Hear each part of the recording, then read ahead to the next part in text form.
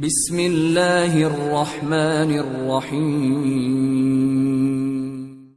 مصر کے بادشاہ الملک الصالح کا انتقال فرانس کے بادشاہ لوئی کے ساتھ منصورہ کی جنگ میں ہوا تھا۔ اس کے بعد اس کا بیٹا توران شاہ حکمران بنایا گیا تھا۔ منصورہ کی جنگ کے بعد توران شاہ نے اپنی سوتیلی ماں شجرۃ الدر سے مطالبہ کیا کہ اس کے پاس اس کے باپ کی جو خفیہ دولت ہے اس کے حوالے کر دے۔ حالانکہ توران شاہ کو تخت پر بٹھانے والی شجرہ ہی تھی۔ توران شاہ نے جب شجرہ کو زیادہ ڈرانا دمکانا شروع کر دیا تو اس نے فوجی افسروں سے ساز باز کر کے توران شاہ کو قتل کرا دیا۔ خود وہ مصر کی حکمران بن گئی اور ایک مشہور ترک جرنیل معز الدین کو اپنی فوج کا سپہ سالار بنا لیا۔ عوام کے گروہ نے ایک عورت کو حکمران تسلیم کرنے سے انکار کر دیا اور شجرہ کے خلاف سازشیں کرنے لگے۔ شجرہ نے مجبوراً اپنے سپہ سالار معز الدین سے شادی کر لی اور اپنی جگہ معز الدین کو مصر کا حکمران بنا لیا، لیکن عوام پھر بھی مطمئن نہ ہوئی۔ مصر کے عوام کا ایک بااثر گروہ صلاح الدین ایوبی کی نسل سے ایک شخص الملک اشرف کو لے آیا جو ان دنوں یمن میں مقیم تھا، اور اسے مصر کا حکمران معز الدین کو افواج کا سپہ سالار بنا دیا۔ لیکن جلد ہی ملک میں انقلاب رونما ہوا۔ معز الدین نے بادشاہ کو گرفتار کر کے قید کر دیا اور خود حکمران بن گیا۔ اب وہ ایک آمر کی حیثیت اختیار کر رہا تھا، لیکن جلد ہی اس کی کمبختی کا زمانہ شروع ہوا۔ اس نے موصل کے امیر بدر الدین لولو کی حسین لڑکی سے شادی کرنے کا ارادہ کیا، وہی لڑکی جس کا رشتہ امیر بدر الدین لولو امیر کو دیتا تھا۔ جب شجرہ کو علم ہوا کہ معز الدین موصل کے حکمراں کی بیٹی سے شادی کرنے کا ارادہ رکھتا ہے تو اس نے اپنے حلقے کے جرنیلوں سے مدد لی اور معز الدین کو قتل کر دیا۔ اس کے بعد شجرہ کے نابالغ لڑکے علی کو مصر کا حکمران بنایا گیا اور مشہور ترک جرنیل اور رکن الدین بیبرس کے دوست قنطر کو اس کا اتالق مقرر کیا گیا۔ ان دنوں چونکہ ہلاکو بغداد کو فتح کر کے شام کا رخ کر رہا تھا، لہٰذا قنطر نے بہانہ بنایا کہ تاتاریوں سے جنگ کی تیاری کے سلسلے میں کسی مضبوط اور جواں حکمران کی ضرورت ہے، لہٰذا اس نے خود ہی نابالغ علی کو معزول کر دیا اور خود وہ مصر کا حکمران بن گیا۔ رکن الدین بیبرس کو مصری افواج کا سپہ سالار مقرر کر دیا اور اس طرح یہ دونوں ترک جرنیل تاتاریوں سے فیصلہ کن جنگ کی تیاریوں میں مصروف ہو گئے۔ قنطر تاجروں کے جواہرات کے انبار اور دولت مند خاندانوں کے خزانے ضبط کرتا رہا اور افواج کا سپہ سالار رکن الدین بیبرس مصر کے وحشی ہورا قبیلوں، جفاکش عربوں اور ترکوں کو بڑی تیزی سے اپنی فوج میں بھرتی کرنے لگا۔ جلد ہی وہ 1,00,000 لشکر تیار کرنے میں کامیاب ہو گیا اور دن رات محنت کر کے انہیں جنگی تربیت دینے لگا۔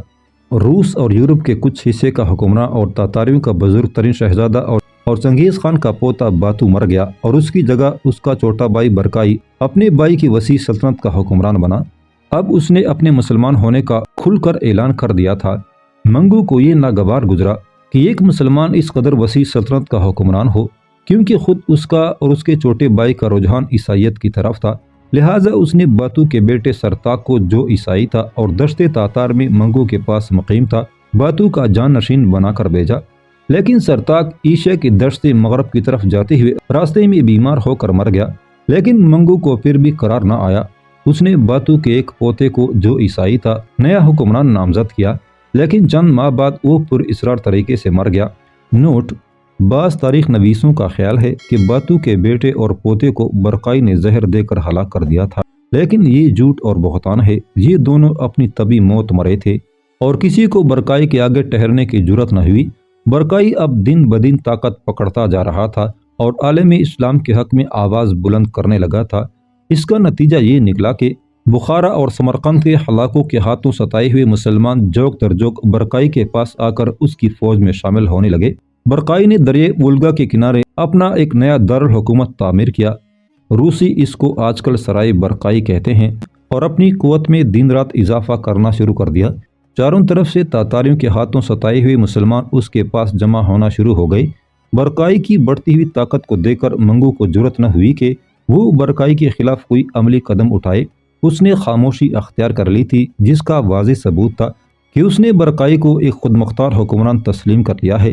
اس طرح روس اور مصر میں دو مسلم طاقتیں تاتاریوں کے خلاف حرکت میں آ رہی تھیں۔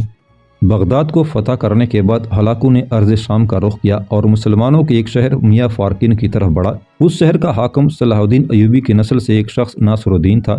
ہلاکو نے یکے بعد دیگرے 3 خط ناصر الدین کو لکھ کر اسے ڈرایا دھمکایا اور ہتھیار ڈال کر خود کو ہلاکو کے حوالے کرنے کو کہا، لیکن ناصر الدین نے انکار کر دیا۔ وہ شہر کے اندر محصور ہو گیا اور جنگ کی بھرپور تیاریوں میں لگ گیا۔ ہلاکو کی فتوحات سے خوش ہو کر منگو نے اسے اہل خان چوٹے خان کا خطاب دیا تھا اور ایک میر لیگ کے ذریعے یہ فیصلہ کیا کہ ہلاکو نے جو علاقے فتح کیے ہیں یا آئندہ جو کرے گا ان سب کا وہ حکمران ہوگا۔ اس سے بیڑی خصلت ہلاکو کے حوصلے بلند ہو گئے اور وہ بڑی تیز رفتاری سے میاں فارقین کے حاکم ناصر الدین کو سزا دینے کے لیے آگے بڑھا، کیونکہ اس نے ہلاکو کے حکم کو نہ مانا تھا۔ ہلاکو جدھر جدھر سے گزرتا تھا مسجدوں کو آگ لگاتا جا رہا تھا، اور ایسا وہ اپنی عیسائی بیوی وقوزہ کے کہنے پر کر رہا تھا۔ ایسا معلوم ہوتا تھا ہلاکو پر عیسائیت پوری طرح چھا گئی تھی۔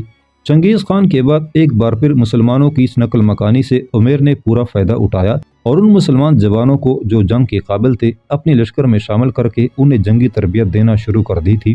ہلاکو کے خطرے کے پیش نظر میاں فارقین کے حاکم ناصر الدین نے قریب کے مسلمان حکمرانوں سے مدد کی درخواست کی، لیکن کوئی بھی ہلاکو کے خوف کی وجہ سے اس کی مدد کو نہ آیا۔ حتیٰ کہ موصل کے حکمران امیر بدر الدین لولو نے بھی چپ سادھ لی تھی۔ صرف عمیر نے ناصر الدین کے پکار پر لبیک کہا تھا اور وہ اپنی 10,000 سپاہیوں کے ساتھ اہل میاں فارقین کی مدد کو آیا تھا۔ ابازن کو اس نے مسکن کی حفاظت کے لیے پیچھے چھوڑا اور ابو نواز کے ساتھ وہ ناصر الدین کی طرف روانہ ہو گیا۔ حشام، جابر اور رباح کی موت کے بعد حوازن کو مجبوراً مسکن میں چھوڑنا پڑا تھا، کیونکہ عیسائیت کے علمبردار ہلاکو کی شہ پر ارض مقدس کے صلیبی لشکر دن بدن جارحانہ رویہ اختیار کرتے جا رہے تھے۔ رات کے پرہول سناٹے میں جبکہ کائنات کی ہر چیز محو استراحت تھی، دو سوار تاریکی کا سینہ چیرتے ہوئے اور اپنے گھوڑوں کو مہمیزوں سے ہانکتے ہوئے میاں فارقین کی طرف بڑھ رہے تھے۔ شہر کے سارے دروازے بند ہو چکے تھے اور لوگ مسجدوں میں عشاء کی نماز ادا کرنے کے بعد اپنے گھروں کو جا چکے تھے۔ دونوں سوار شہر کی فصیل کے ساتھ ساتھ اپنے گھوڑے دوڑاتے ہوئے شہر کے صدر دروازے کے پاس آ کر اپنے گھوڑوں سے اترے اور دروازے پر دستک دی۔ قلعے کے اندر کسی نے پوچھا، کون ہے؟ جواب میں ایک کھولتی اور سلگتی ہوئی آواز سنائی دی، دروازہ کھولو، میں موت کے مسافروں کا سالار ہوں اور شہر کے حاکم ناصر الدین سے ملنا چاہتا ہوں۔ بائیں طرف کا چھوٹا دروازہ کھلا اور کسی نے مشل کی تیز روشنی میں جھانک کر باہر کھڑے دونوں سواروں کو دیکھا جو عمیر اور شیبان تھے۔ پہرادار حرکت میں آئے اور انہوں نے دروازہ کھول دیا۔ عمیر اور شیبان اندر داخل ہوئے اور دروازہ پہلے کی طرح بند ہو گیا۔ ایک پہرادار انہیں لے کر ناصر الدین کے محل میں داخل ہوا۔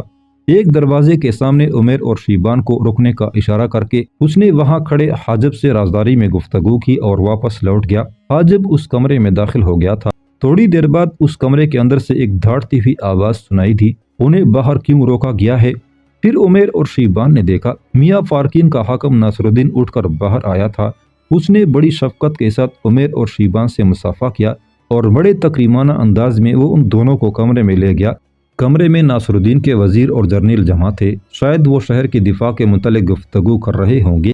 ناصر الدین نے اپنے دائیں طرف عمیر اور شیبان کو بٹھا کر اور عمیر کو مخاطب کر کے کہا، مجھے آپ کی آمد کی اطلاع ہو چکی تھی، آپ کا لشکر اس وقت کہاں ہے؟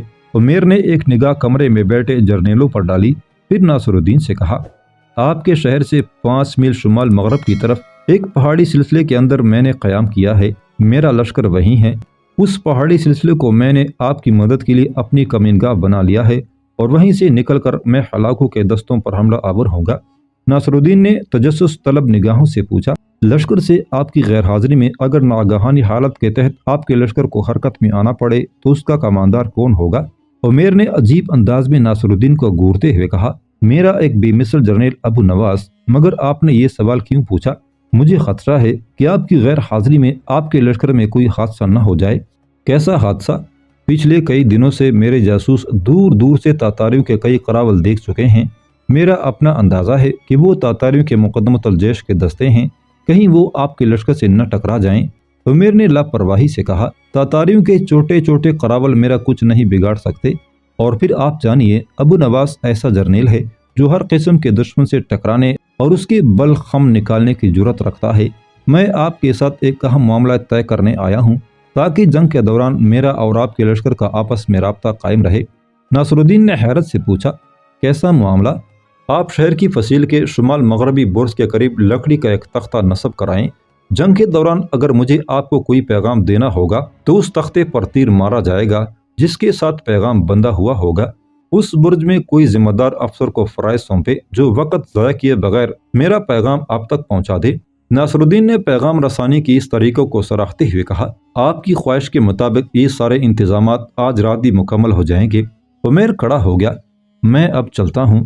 آج رات اس پہاڑی کمین گاہ میں مناسب جگہوں پر دستے مقرر کرنے کے بعد آنے والی صبح تک میں بد سے بدترین حالات کا سامنا کرنے کے لیے اپنے آپ کو تیار دیکھنا چاہتا ہوں۔ ناصر الدین اور اس کی تقلید میں اس کے وزراء اور جرنیلوں نے عمیر اور شیبان سے باری باری مصافحہ کیا۔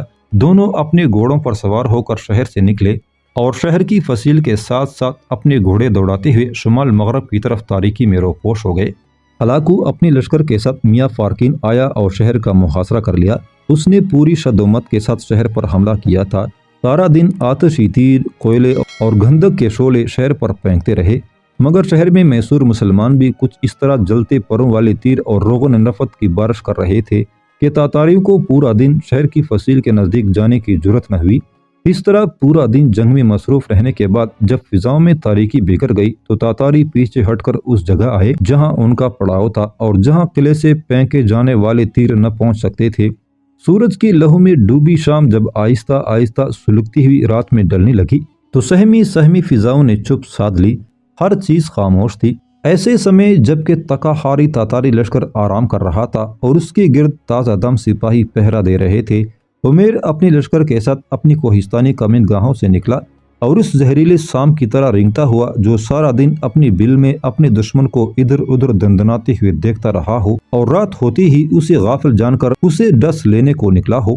جس جگہ پہاڑی سلسلے سے نکلنے والا راستہ میدان میں داخل ہوتا تھا وہاں چٹانوں کے اوپر راستے کے دونوں جانب عمیر نے اپنے 2000 بہترین تیر انداز بٹھا دیے اور خود میدان میں وہ آگے بڑھا۔ ایک جگہ آ کر وہ رک گیا، اپنے ترکش سے ایک تیر نکال کر اس کے ساتھ ایک کاغذ باندھ کر اس نے چھلے پر چڑھایا اور شہر کی فصیل کے شمال مغربی برج کے قریب پیغام رسانی کا جو تختہ لگا ہوا تھا اور جس کے اوپر ایک مشعل جل رہی تھی اسے ہدف بنا کر عمیر نے تیر چلا دیا۔ ہواؤں کو چیرتا اور سنسناتا ہوا تیر اس تختے میں جا کر پیوست ہو گیا۔ برج کے اندر سے ایک پہرےدار نکلا، اس نے تیر کھینچ کر کاغذ علیحدہ کیا اور کھول کر پڑھنے لگا۔ میں تاتاری لشکر پر شب خون مارنے لگا ہوں، جب وہ میرا تعاقب کریں گے تو میں انہیں شہر کی فصیل کے ساتھ ساتھ لاؤں گا۔ شمال مغربی فصیل کے سپاہیوں کو خبردار کر دیا جائے کہ میرے لشکر کے آگے اور پیچھے جلتی ہوئی مشعلیں ہوں گی، جو اس بات کا اشارہ ہوگا کہ ان دو مشعلوں کے درمیان میرا لشکر ہے۔ آخری مشعل کے پیچھے آنے والے سواروں پر تیر، کھولتا ہوا پانی، پتھر اور روغن نفت پھینکا جائے۔ اگر ہم کامیاب رہے تو یہ شب خون ہلاکو کے سینے میں ایک زہریلا خنجر ہوگا۔ پیغام پڑھنے کے بعد وہ پہرےدار سیڑھیاں اتر کر ناصر الدین کی رہائشگاہ کی طرف بھاگ رہا تھا۔ عمیر لشکر کے ساتھ آگے بڑھا اور فصیل کے ساتھ ساتھ اندھیرے کی آڑ لیے وہ دشمن کے قریب ہوا۔ پھر اس نے اپنے گھوڑے کو آگے لگا کر جلتی ہوئی مشعل کا اشارہ دیا تو اس کی سرکردگی میں لشکر اس تیزی سے آگے بڑھا جیسے نیزہ بازی کرنے والا شاہسوار اپنے ہدف کی طرف گھوڑے کو دوڑاتا ہے۔ عمیر نے تاتاری لشکر کے دائیں کنارے کو اپنا آماج بنایا۔ اسے حملہ آور ہوتے دیکھ کر پہرےدار خوفزدہ حالت میں شور کرنے لگے تھے، لیکن قبل اس کے تاتاری اٹھ کر اس کا مقابلہ کرتے عمیر حملہ آور ہو چکا تھا۔ بات کی بات میں اس نے 8-10 ہزار تاتاری سپاہ کو کاٹ کر رکھ دیا تھا۔ تاتاری لشکر بڑی تیزی سے اس کی طرف سمٹا تھا، لیکن عمیر جلتی ہوئی مشعل سے اپنے لشکر کو پسپائی کا حکم دے چکا تھا اور پھر اس کا لشکر جس رفتار سے آیا تھا اسی رفتار سے شہر کی فصیل کی طرف بھاگ کھڑا ہوا۔ اس کا جانا پہچانا دیرینہ شکست خوردہ حریف اور ہلاکو کا جرنیل بیدو اس کا تعاقب کر رہا تھا۔ ایک اور لشکر ہلاکو کے بہترین سالار اعلیٰ قط بوغا کی کمانداری میں ایک مختصر ترین کعبہ کاٹتا ہوا اس خیال سے آگے بڑھا کہ وہ حملہ آوروں سے پہلے شہر کے صدر دروازے پر پہنچ کر ان کے بس نکلنے کے راستے مسدود کر دے۔ ان کے خیال کے مطابق یہ شب خون شہر کی میسور فوجوں نے مارا تھا۔ جو ہی عمیر کا لشکر فصیل کے ساتھ ساتھ بھاگنے لگا اور تعاقب کرنے والے تاتاری اس کے پیچھے پیچھے تھے، فصیل کے اوپر سے تاتاریوں پر ابلتے پانی، تیروں اور پتھروں کی بوچھاڑ شروع ہو گئی۔ تاتاری لشکر میں ایک شور آہوں فغاں بلند ہونا شروع ہو گیا تھا۔ اس وقت تک ہلاکو کا سپہ سالار قط بوغا چکر کاٹ کر لمحہ بلمحہ عمیر کے سامنے آتا جا رہا تھا اور قریب تھا کہ وہ اپنی ٹھڈی دل لشکر کے ساتھ عمیر کا راستہ روک دیتا کہ عمیر نے اپنی مشعل کو بلند کر کے اسے تاتاریوں کا مخصوص اشارہ دیا۔ قط بوغا اپنے لشکر کے ساتھ جہاں تھا وہیں رک گیا۔ ذرا آگے جا کر اور قط بوغا کی زد سے نکلنے کے بعد عمیر نے اپنی مشعل سے قط بوغا کو ایک اور اشارہ دیا اور قط بوغا اپنے لشکر کے ساتھ پھر اس کے تعاقب میں لگ گیا۔ عمیر جب میدان سے نکل کر پہاڑی سلسلے میں داخل ہوا تو قط بوغا بھی دندناتا ہوا اس کو ہستان میں جب گھسا تو کمین گاہوں میں بیٹھے ہوئے عمیر کے 2000 تیر اندازوں نے اس کے لشکر پر تیروں کی تیز باڑیں ماری۔ کتبوغا نے اسے خطرے کی پہلی علامت جانا اور اپنے لشکر کو پسپائی کا حکم دیتا ہوا وہ بڑی تیزی سے کوہستانی سلسلے سے باہر نکلنے کی کوشش کرنے لگا۔ اسی وقت عمیر درندے کی سی تیزی کے ساتھ اپنی لشکر کے ساتھ پلٹا اور واپس بھاگتے ہوئے کتبوغا پر پوری قوت سے حملہ کیا اور بڑی تیزی سے اس کے لشکر کو کاٹنا شروع کر دیا تھا۔ کتبوغا اپنے بچے کچے سپاہیوں کے ساتھ جب اپنے لشکر میں آیا تو وہاں دوسرے جرنیلوں کے ساتھ بیدو بھی، جو فصیل کے ساتھ ساتھ عمیر کا تعاقب کرتے ہوئے زخمی ہو گیا تھا، ہلاکو کے پاس کھڑا تھا۔ ہلاکو اس وقت سخت غصے میں تھا اور سور کی طرح اپنی نتنیں پڑپڑا رہا تھا۔ بیدو کو دیکھتے ہی کتبوغا نے بڑی سختی اور غصے کی حالت میں بیدو کو مخاطب کر کے پوچھا، تم نے مجھے مشعل کا اشارہ دے کر رک جانے کو کیوں کہا تھا، جبکہ میں سب خون مارنے والوں کا راستہ روک رہا تھا اور میں اپنے اس مقصد میں کامیاب بھی ہو چکا تھا؟ بیدو نے بڑی بیزاری سے کہا، میں نے کب اشارہ دیا تھا؟ وہ حملہ آوروں کے سالار کا اشارہ تھا۔ ہلاکو نے بڑی پریشانی سے پوچھا، تو کیا کوئی اور بھی ہمارے اشاروں کا مطلب جانتا ہے؟ بیدو نے بڑی بے بسی کا اظہار کرتے ہوئے کہا، چھوٹے خان، وہ بڑا عیار جرنیل ہے، اس نے ہمارے اشارے کہیں سے سیکھ لیے ہوں گے۔ ہلاکو نے اچھتے پن سے کہا، کیا تم اسے جانتے ہو؟ ہاں، میں اسے جانتا ہوں اور اس سے قبل اس سے کئی جنگیں کر چکا ہوں۔ کون ہے وہ؟ موت کا مسافر۔ ہلاکو چونک پڑا، کیا وہی موت کا مسافر جس کے چرچے عقدائی خان کے دور میں ہمارے آبائی دشت کے اندر بھی تھے؟ ہاں، یہ وہی ہے۔ ہلاکو کا سر جھک گیا، شاید وہ کچھ سوچنے لگا تھا، پھر آہستہ آہستہ وہ اپنے خیمے کی طرف بڑھنے لگا تھا اور سارے جرنیل اس کے پیچھے پیچھے تھے۔ اس محاذ پر عمیر کوہستانی کمین گاہوں کا سہارا لے کر بڑی ثابت قدمی کے ساتھ ہلاکو سے گوریلا جنگ کرتا رہا اور اس طرح میاں فارقین کا محاصرہ طول پکڑتا چلا گیا اور موت کے مسافر قدم قدم پر بغداد کی تباہی کا کفارہ ادا کر رہے تھے۔ جس جگہ دریائے وولگا دریائے ڈان کی طرف ایک بڑا بلک آ کر دونوں دریاؤں کے درمیان فاصلے کم کرتا ہے اور اسی کے مطابق کوہ کفکار کے پہاڑی سلسلے اور صحرائے خضر سے نکل کر دریا کے کنارے شمال کی طرف جانے والی پگڈنڈی بلک آتی ہے، اس جگہ موڑ کاٹنے کے بعد ایک شتر سوار نمودار ہوا۔ شتر پر ایک بوڑھا سوار تھا جس کی کمر جھکی ہوئی تھی، کجاوے سے رگڑ کھانے کے باعث اس کی موٹی قدر کی قمیص اور عبا پھٹ گئی تھی۔ اس کے سر پر اربوں کا سا سفید امامہ اور چاندی کی طرح سفید داڑھی گرد آلود تھی۔ وہ اپنے اونٹ کی نکیل کھینچ کھینچ کر اسے تیزی سے ہانکنے کی کوشش کر رہا تھا اور جواب میں اونٹ بلبلاتا ہوا اپنی رفتار تیز کر دیتا تھا۔ ایک جگہ دریا کے کنارے ایک گھاٹ تھا، اس نے اونٹ کو روک کر اس کے سر پر نکیل کا سر مارا اور اونٹ اپنی اگلی ٹانگیں دوہری کرتا ہوا وہاں بیٹھ گیا۔ وہ بوڑھا عرب نیچے اترا، اونٹ کو دوبارہ اس نے اٹھایا اور گھاٹ پر لے گیا۔ اونٹ نے گردن جھکائی اور پانی پینے لگا۔ اونٹ سے ذرا اوپر وہ عرب گھٹنوں کے بل دریا کے کنارے ریت پر بیٹھ گیا اور چلو سے پانی پینے لگا۔ اونٹ جب پانی پی چکا تو وہ دوبارہ اسے اسی پگڈنڈی پر لایا۔ اونٹ کی اگلی ٹانگوں پر نکیل کی رسی مار کر اس نے اونٹ کو بٹھایا اور اس پر سوار ہو کر اس نے مخصوص آواز نکالی اور اونٹ کڑا ہو کر شمال کی طرف بڑھنے لگا۔ سورج مغربی افق کی طرف بڑی تیزی سے جھکتا جا رہا تھا اور شاید وہ اپنی منزل پر بہت جلد پہنچنا چاہتا تھا۔ بوڑھے عرب نے کجاوے کی پشت سے ٹیک لگا لی اور اونٹ کی رفتار تیز کرنے کی خاطر وہ حدی گانے لگا تھا۔ بوڑھے کی جوان اور توانا آواز میں تانت کے باجے جیسا سوز اور فریاد کرنے والی شہنائی جیسا مفہوم انداز تھا جو فضاؤں، وادیوں اور دریاؤں کی لہروں پر بکھر گئی تھی۔ بوڑھے کی حدی گانے پر اونٹ کچھ اس طرح تیزی سے بھاگنے لگا تھا گویا اسے کوئی بڑی بے دردی سے ہانک رہا ہو۔ سورج غروب ہونے سے پہلے وہ بوڑھا عرب برقائی خان کے دریائے وولگا کے کنارے آباد کیے شہر سرائے برقائی میں داخل ہو رہا تھا۔ لوگوں سے پوچھتا ہوا وہ برقائی کی رہائش کے سامنے آ رکا جو پختہ اینٹوں سے بنی ہوئی تھی۔ اپنے اونٹ کو بٹھا کر وہ نیچے اترا۔ پہلے اپنے اونٹ کی اگلی دونوں ٹانگیں اس نے اس خیال سے باندھی کہ اونٹ کہیں بھاگ نہ جائے۔